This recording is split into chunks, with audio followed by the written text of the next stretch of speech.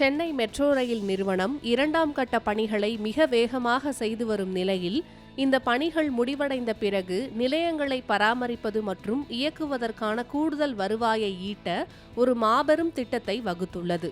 இது வெறுமனே நிலையங்களை சுற்றியுள்ள நிலத்தை விற்பதோ அல்லது வாடகைக்கு விடுவதோ அல்ல. இது நகரத்தின் முக்கியமான பொது போக்குவரத்து மையங்களை வர்த்தகம், பொழுதுபோக்கு மற்றும் பொது செயல்பாடுகளுக்கான ஒருங்கிணைந்த மையங்களாக மாற்றும் திட்டம். குறிப்பாக 2ஆம் கட்டத்தின் முக்கிய வழித்தடமான தடம் 4 அதாவது பூந்தமல்லி பைபாஸ் முதல் கலங்கரை விளக்கம் வரை உள்ள பாதையில் மொத்தம் 12 இடங்களில் இந்த சொத்து மேம்பாட்டு பணிகள் நடைபெற உள்ளன.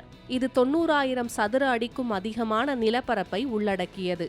இத்திட்டத்தின் கீழ் என்னென்ன கட்டப்பட உள்ளன என்பது குறித்து பார்க்கலாம். இதில் 4 முக்கிய அம்சங்கள் உள்ளன. முதலாவதாக ஒருங்கிணைந்த மற்றும் தனித்த வணிக வளாகங்கள்.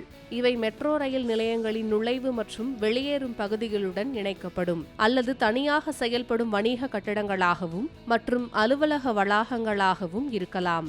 கச்சேரி சாலையில் 2018 சதுர மீட்டர் பரப்பளவில் ஒருங்கிணைந்த வளர்ச்சிக்கு திட்டமிடப்பட்டுள்ளது. இரண்டாவதாக பல அடுக்கு வாகன நிறுத்துமிடம். நகரின் மையப்பகுதியில் வாகனம் நிறுத்தும் நெருக்கடியை குறைக்க பல அடுக்கு கார் பார்க்கிங் வசதிகள் அமைக்கப்பட உள்ளன.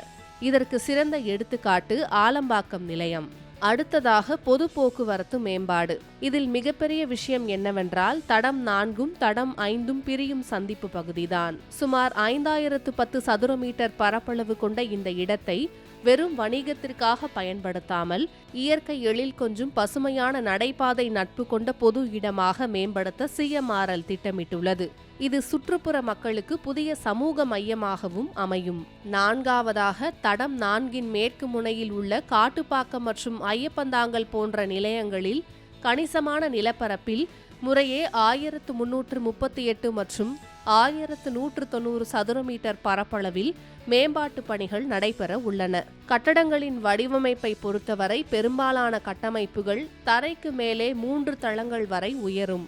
போட் கிளப் போன்ற சில தனித்த இடங்களில் அடித்தள வசதியும் இடம்பெறுகிறது. CMRLின் இந்த திட்டத்தில் சுற்றுச்சூழல் பாதுகாப்பிற்கு முக்கியத்துவம் கொடுத்துள்ளது. இந்த மேம்பாட்டு திட்டங்கள் அனைத்தும் உரிய சுற்றுச்சூழல் தரமாகிய IGBC பிளாட்டினம் நிலை பசுமை சான்றிதழை பெறும் நோக்கத்துடன் வடிவமைக்கப்பட உள்ளன. இங்கு உள்ளூர் மர வகைகளுக்கும் பல்லுயிர் பெருக்கத்திற்கான சிறிய பகுதிகளுக்கும் முக்கியத்துவம் அளிக்கப்பட உள்ளது. ஆக இத்திட்டங்கள் அனைத்தும் CMRLக்கு நிலையான வருவாய் ஆதாரத்தை வழங்குவதுடன் சென்னைக்கு உலகத்தரம் வாய்ந்த நன்கு திட்டமிடப்பட்ட போக்குவரத்து, வணிகம் மற்றும் சமூகம் ஆகியவற்றை உள்ளடக்கிய புதிய நகர்ப்புற மையங்களை உருவாக்க உதவுகின்றன.